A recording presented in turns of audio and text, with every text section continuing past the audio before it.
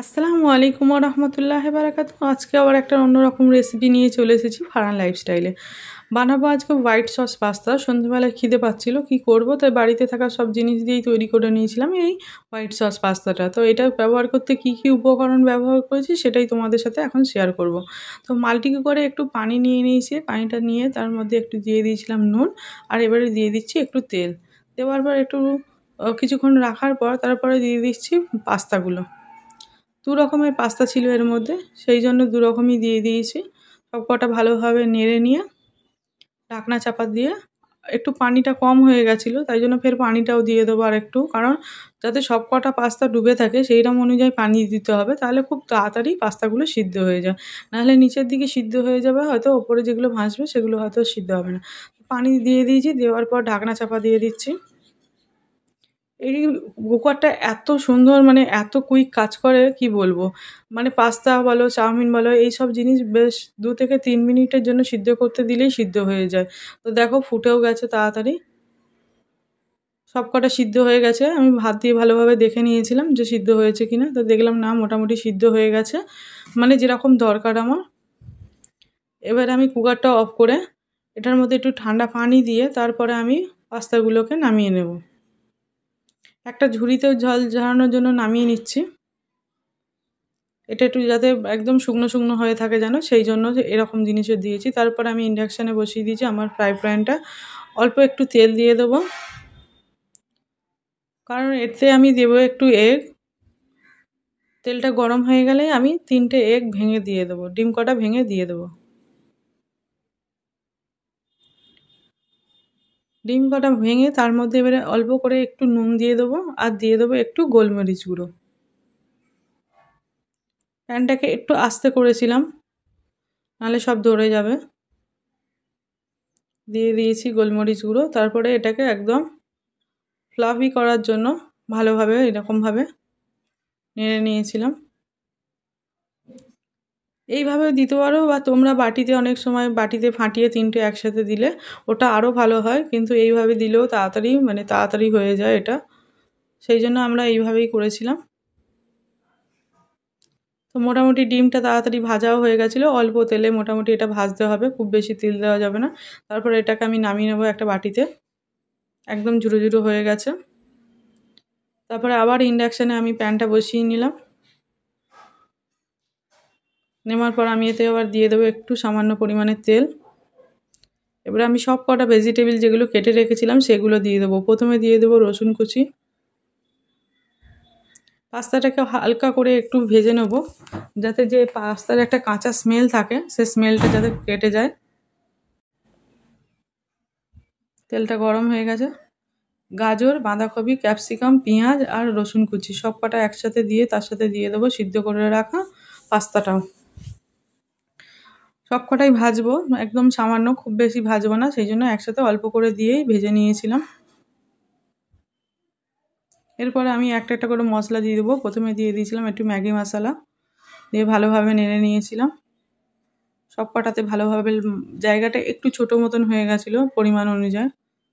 তারপর এর মধ্যে দিয়ে দেবো একটু নুন, যেহেতু সবজিগুলো আবার নতুন করে দিয়েছি, পাস্তাতে দেওয়া ছিল কিন্তু এতে নুন ছিল না। তারপরে দিয়ে দিচ্ছি একটু গোলমরিচ গুঁড়ো উপর থেকে। এরপরে দেবো অরিগানো।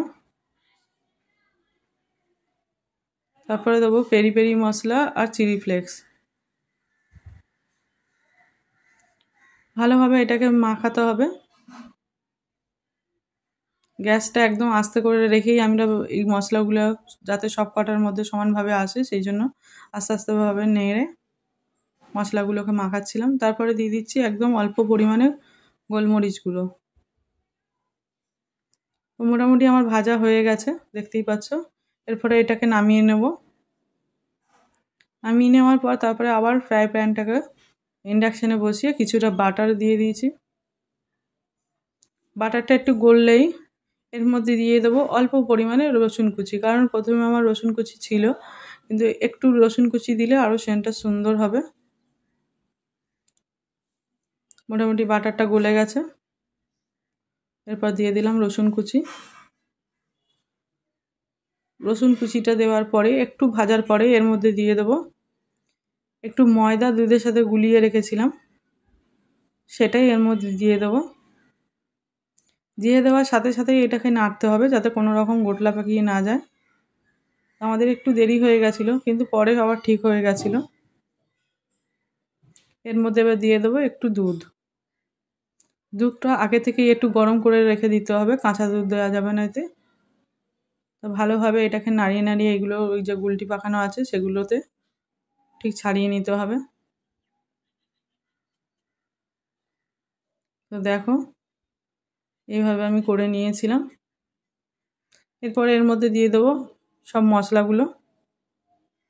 দুধটা ফুটেও যাচ্ছিল, এটা ফোটার পরেই দিতে হয়। প্রথমে দিয়ে দিলাম অল্প পরিমাণে অরিগানো, তারপরে দিয়ে দিচ্ছি একটু চিলি ফ্লেক্স। আর বেশি কিছু দেবো না এতে আমরা। এবার ভেজে রাখা ডিমটা ছিল, সেই ডিমটা আমরা দিয়ে দিচ্ছি। ডিমটা দিয়ে দেওয়ার পর ভেজে রাখা যে পাস্তাগুলো ছিল সেগুলোই অল্প অল্প করে এবার আমরা এর মধ্যে দিয়ে দেব।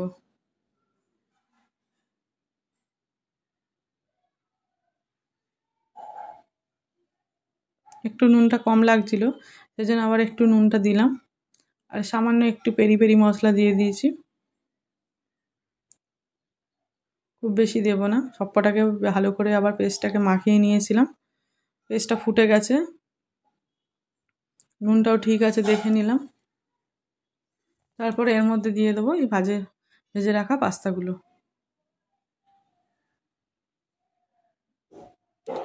এগুলো খেতে সুন্দর লাগে, কিন্তু সময় প্রচুর লাগে। সময়টা অনেকটা সময় যদি হাতে থাকে টিফিন করা, তখন এই সব জিনিসগুলো করাটাই বেটার। অল্প সময়ের জন্য এগুলো হয় না। তো সব কটাই আমার পাস্তা দেওয়া হয়ে গেছে, দেখো খুব সুন্দর খেতে হয়েছিল। তো মোটামুটি আমার কমপ্লিট হয়ে গেছে পাস্তা। এরপর আমি একটা প্লেটে সার্ভ করে নিচ্ছি। একটু বেশি করেই নেব, 4 জনের আমাদের খাবার আছে। তো কেমন পুরো রেসিপিটা লাগলো জানিও বন্ধুরা। যারা যারা আমার পুরো ভিডিওগুলো দেখছো তাদেরকে অনেক থ্যাংক ইউ। যারা যারা নতুন আছে আমার চ্যানেলে, প্লিজ আমার চ্যানেলটাকে সাবস্ক্রাইব করে আমার পাশে থাকবেন। আবার দেখা হবে নতুন একটা এপিসোডে। ততক্ষণ ভালো থাকবেন, সুস্থ থাকবেন, সচেতন থাকবেন। তো আবার দেখা হচ্ছে বন্ধুরা, টাটা।